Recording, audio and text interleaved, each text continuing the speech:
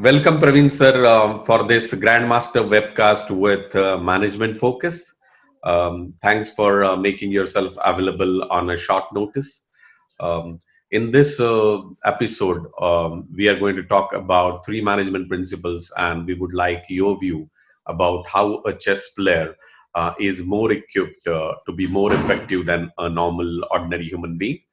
Okay, let me start with my first question. The question is about decision making. As you know, in the chess, we make decisions whether we are advancing the pawn or whether we are uh, playing bishop or the rook or the queen.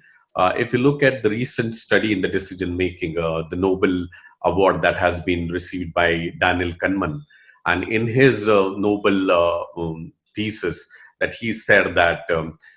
There are two ways the human being normally make a decision, and one thing that he called it as a system one, and the other thing that he called as a system two.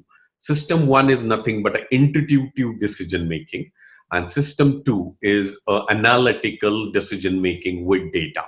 I think in the chess we do both. There is a lightning chess where you do an intuitive decision making.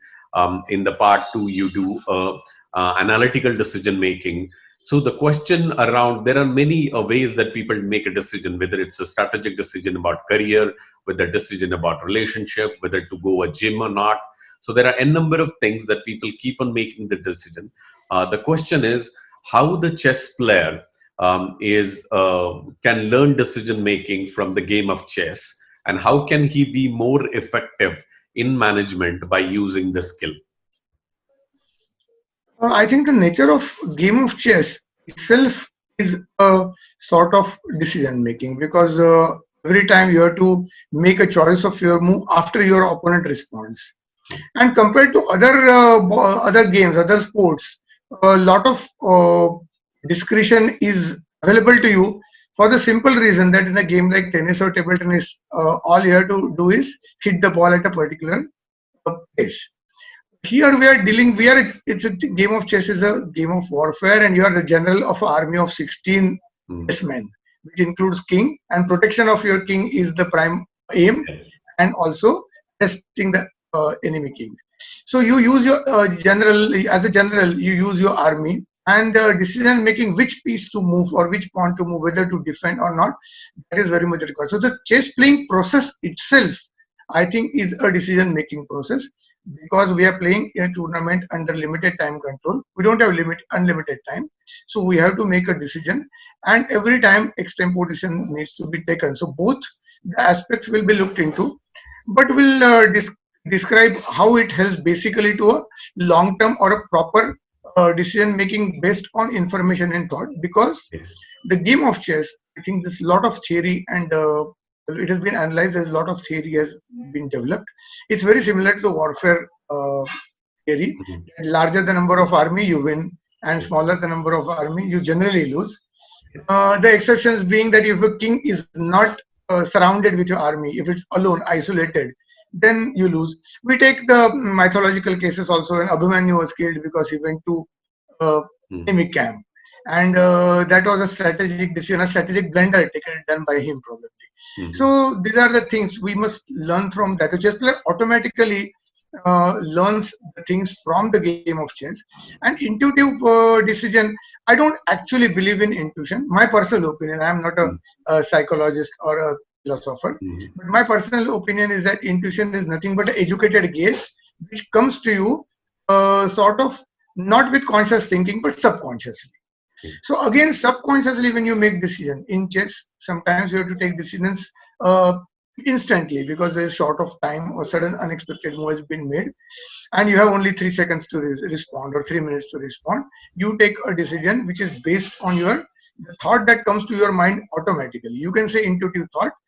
What I mean is thought comes to you in a more sort of impulsive way Right. rather than a thought of. So I won't say it intuition, but an impulsive thought, which is correct if you are trained in a proper way. And it's often 90% of times we find that the moves that comes to you for the first in the first occasion is correct. That is because you have developed, display develops the skills of learning the pros and cons of a matter and then acting thereafter. So I think these are the things chess player automatically learns Yeah. decision making. Okay. Okay. So you're saying chess is a kind of a game where people will have to make a decision, and by default, he's going to learn intuitive decision making as well as strategic and analytical decision making, Indeed. and he'll be much sharpened in the life situations. Okay. I'll to close this question. I'll just quote a view from Tony Robbins where he said that your decisions shape your destiny. So likewise, also in the chess, also it's your decisions that are going to shape your future of the game. Okay, so Indeed. we'll go to one more step ahead. Okay, and that step is called as mindfulness. Okay, here the mind in the mindfulness is nothing but live your ability to live in the present tense. Now these days there is a lot of focus given on living in the present tense, making decisions in the present tense, responding to the customer in the present tense. Even Buddha has said that don't dwell on the past, don't think about the future, just be peaceful in the present and life will bring you the happiness. Now here there are many in the corporate life. It is said that the people who live in present tense make better decisions and respond to the customers first. Just like Amazon is said as the most mindful company because they are responding to the customer needs at the very real time. It is said in the times of Corona, they planning to send drones at the people's house so that there is no human interaction, and it's like the company which is very mindful and or at the real time or the present time responding to the customer. And it is also said that when people are awake or aware in the present tense, okay, their relationships, their friends, their leadership is much more effective. Now, because chess, you have to constantly focus on what is happening on the chessboard. By default, mindfulness factor is associated with the chess. Now, the question is how the ability to live in present tense and the mindfulness can be made perfect or utilized in the real life to be more effective as a leader, to more effective in any of the situation. Yes, I think compared to other sports, the mindfulness of in the game of chess is important. That's because we are actually living every time in the present. In a say game of tennis, you have 5 sets and you win first set and second set, and Yeah, third set you lose. It doesn't alter the score. You are still leading with 2-1, yeah, and you play say fourth set and you still lose the set. You are still even, and you have chance to recover. In chess, this doesn't exist. Every move changes the things. The yeah. previous score is not counted. So Hmm. what happens is you are a piece up after 15 moves, and then Right. you blunted the queen on the move 17 Hmm. or 16, and then you are a queen down. The piece up, you are there for winning for 10 moves. It doesn't Hmm. really matter. So Hmm. that is where I think living in present times is always important for chess. Then it automatically develops. How it develops is because it's a game which is not like a ball game where you chase the ball and you're in the control of the ball, you do well. There's Yeah, some games like soccer, football, where as long as you have control of the ball, you dominate. But here, yeah, after you make your move, you have to give your opponent a chance to make a move. yeah, And now that creates an unknown situation because you don't know what move your opponent is going to play. yeah. So the ability to think on unexpected matters in the market with a sort of ability would automatically develop if a chess player was playing chess regularly, if a chess player was into business or he was into management. A practice of playing chess, say half an hour or 45 minutes every Yeah. day, would enhance those faculties of making right decisions at right time and basically the judging the present situation. Or every time the situation changes and we make decisions accordingly, and eventually you become experts of that because what happens is you create a habit of coming to a judging the position properly. Very Hmm. often it's combined proper decision, judging the position, and it's also decision making, of course. So everything is combined together, as you know. But we can say that the way Aristotle says that you are actually what you regularly do, Hmm. and winning then becomes not an act, but a habit.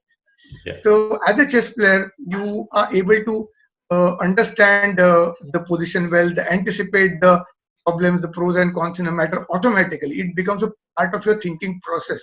Even if you're not dealing with a chess game, you still think in terms of pros and cons.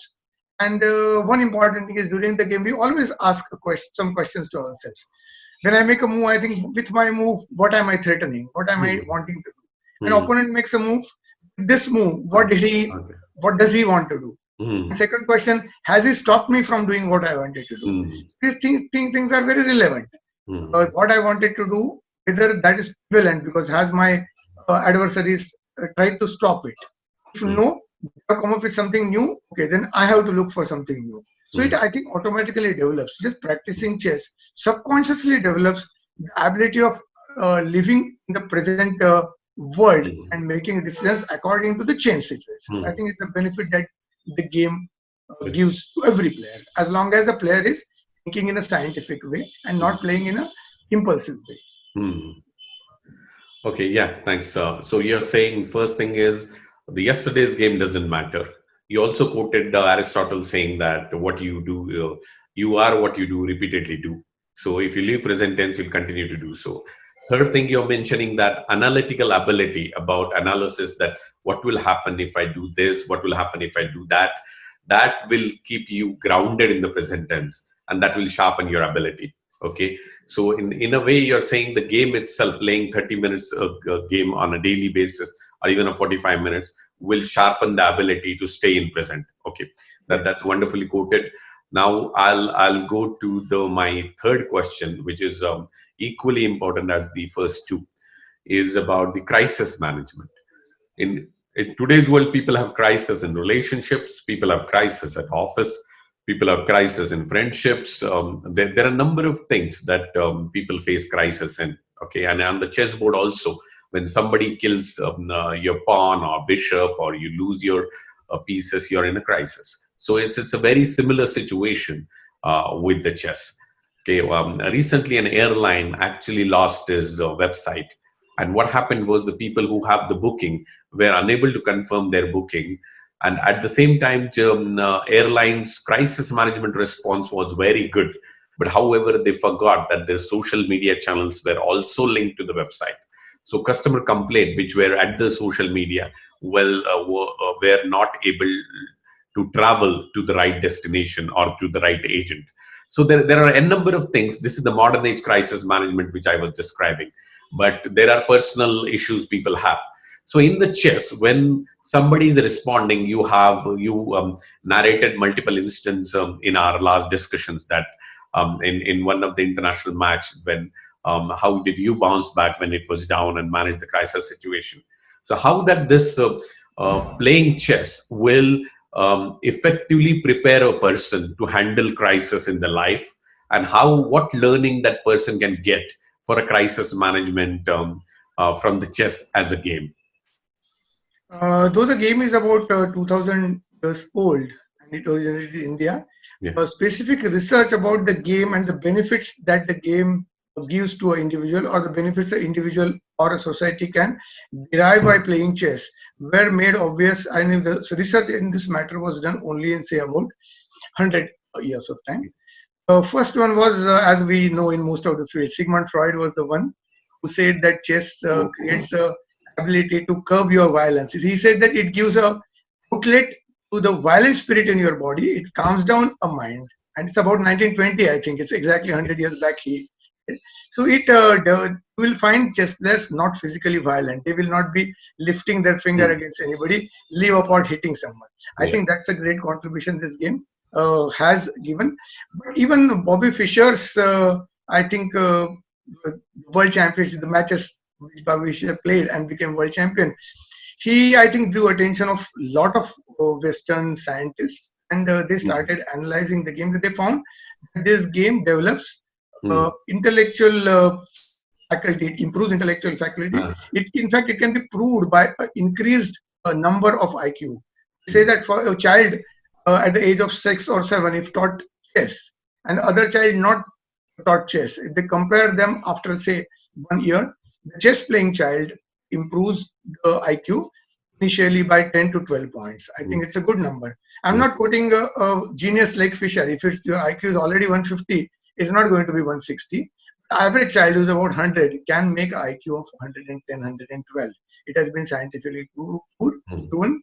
And also the EQ, the emotional quotient, which is very important these days. It's taken more important than IQ because emotional quotient covers everything. And when it comes to crisis management, it is the EQ that matters most. Because if you take anything personally, you're not going to come up with the right reply.